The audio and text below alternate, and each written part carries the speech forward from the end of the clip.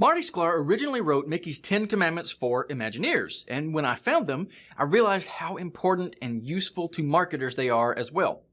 We've covered them before, but now I want to cover each commandment and a practical example for how we can implement these commandments in our own businesses or for our clients. Stay tuned.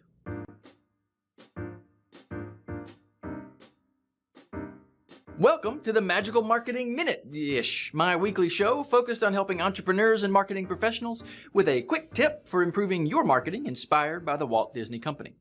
Before I get into the lesson for today, I definitely want to address the original author of Mickey's 10 Commandments, Marty Sklar.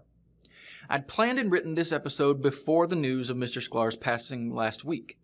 Mr. Sklar was an inspiration to millions around the world, whether they knew of him by name or not, through his innumerable contributions to the Walt Disney Company, beginning from his time creating the Disneyland News in 1955 and working with Walt himself, and through to his last appearance at the D23 Expo just days before his passing on July 27, 2017.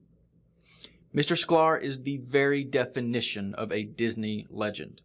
I want to offer this series of lessons on his 10 commandments applied to marketing in his honor and with the utmost of respect for everything he contributed to Disney fans and dreamers over the course of his lifetime.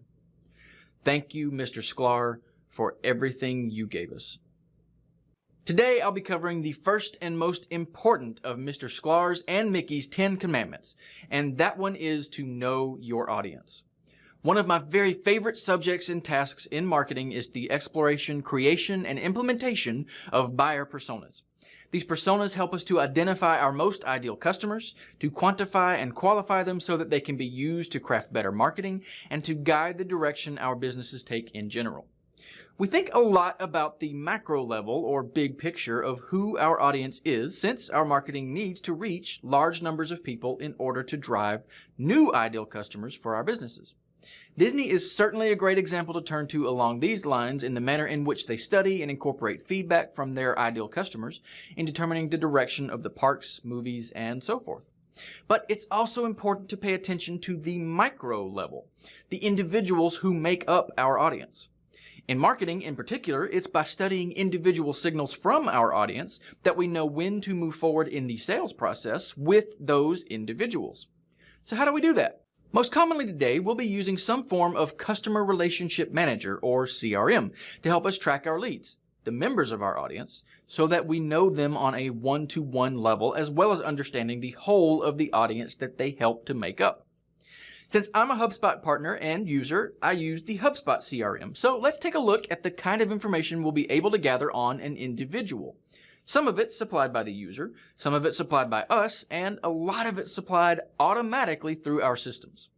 Your CRM will track a great deal of information about your leads and customers, of course, including all of their basic contact information, social profiles, website and company information, and so forth.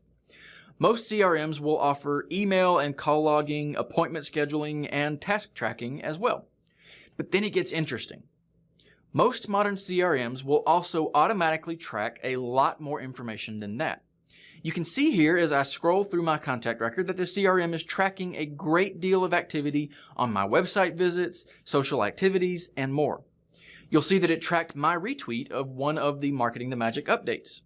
It tracks the emails I was sent by the system and whether I opened and clicked them. It tracks the pages of the website I've visited, so which blog posts I've read, which services pages I've looked at, how many times, and so forth. It also, of course, tracks the forms I've submitted in exchange for content offers. All of this information, about other people usually, provides a tremendous number of signals to me as the marketer. I know what subjects this person is most interested in, which content offers they've chosen, and what that might mean about their readiness to engage my company for more services. I have a log of communications they've had with my company and staff, and I can even see when and how they've interacted with my company on social media. Most of that is tracked for me automatically by my CRM. Then, of course, I can build reports and set up certain triggers to watch for various signals on individuals and for my audience as a whole to give me both the individual and global monitoring I need to help me know my audience in the most effective way possible. Neat, huh? And something even neater is that the HubSpot CRM itself is free for most of the features I've mentioned here today. So if you don't already have a CRM set up to manage your marketing and sales process, I highly recommend you check it out. You can learn more about and sign up for HubSpot CRM by visiting hubspot.com/products/CRM. And that's going to wrap it up for this week's Magical Marketing Minute. If you have any questions about knowing your audience or CRMs, let me know in the comments. And until next time, I'll see you real soon.